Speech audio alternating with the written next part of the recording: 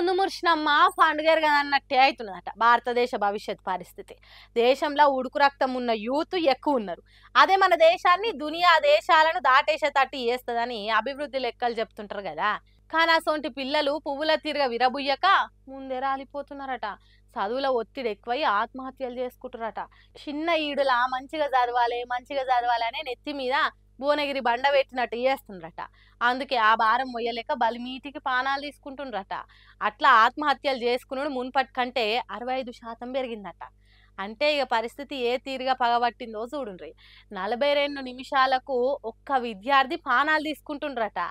ఇదివరకు ఎక్కువ శాతం రైతులు, ఉద్యోగులు ఆత్మహత్యలు చేసుకునేటోళ్ళు. కానీ ఇప్పుడు విద్యార్థుల సావులే విపరీతమైతున్నాయట. మారుతున్న కాలానికి సెల్ ఫోన్లు, సోషల్ మీడియా, సినిమాలు, వెబ్ సిరీస్లు చదువుకునే పిల్లల మనసును అల్లకల్లోలం చేస్తున్నందుకు చిన్న చిన్న వీటికే సావు దారింకులాడుతున్నారట. మొన్నటికి మొన్న హైదరాబాద్లో ఇంకా కొద్దిగా మంచిగా చదవాలన్నందుకు అపార్ట్మెంట్ మీద నుంచి దుంకి చచ్చిపోయిందో విద్యార్థి. బడికి ఇంకెన్ని రోజులు సెలవు పెడతావని గట్టిగా అన్నందుకు 8వ తరగతి బుజ్జి ప్రాణాలు తీసుకున్నది. ఇట్లా చెప్పుకుంటా పోతే ఉత్తుత్త దానికి ఊపిరి తీసుకుంటుండ్రట పిల్లలు. మార్కుల కోసము, ర్యాంకుల కోసం భారతదేశ భవిష్యత్తు తరం రాలిపోతున్నదట. పోటీ పోటీ అని ఇరాం లేకుండా చదువుడు, దాంతోని ఆగమాగం ఆందోళనలు, నిరాశలు, నిద్ర పట్టకపోవుళ్ళు, కుటుంబాలకు దూరంగా ఉండి హాస్టళ్లలో ఒంటరితనము, ఇట్లా చెప్పుకుంటా పోతే చాలా కారణాలే ఉన్నాయట విద్యార్థుల విపరీత పరిస్థితికి.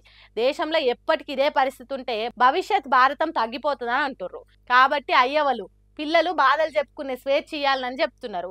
తల్లిదండ్రుల ఆలోచనలు పిల్లల మీద బాగా రుద్దొద్దట.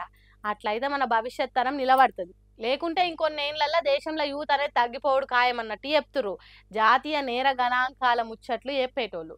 కాబట్టి అయ్యవలు జర పైలంగా పెంచుండ్రి పిల్లలను.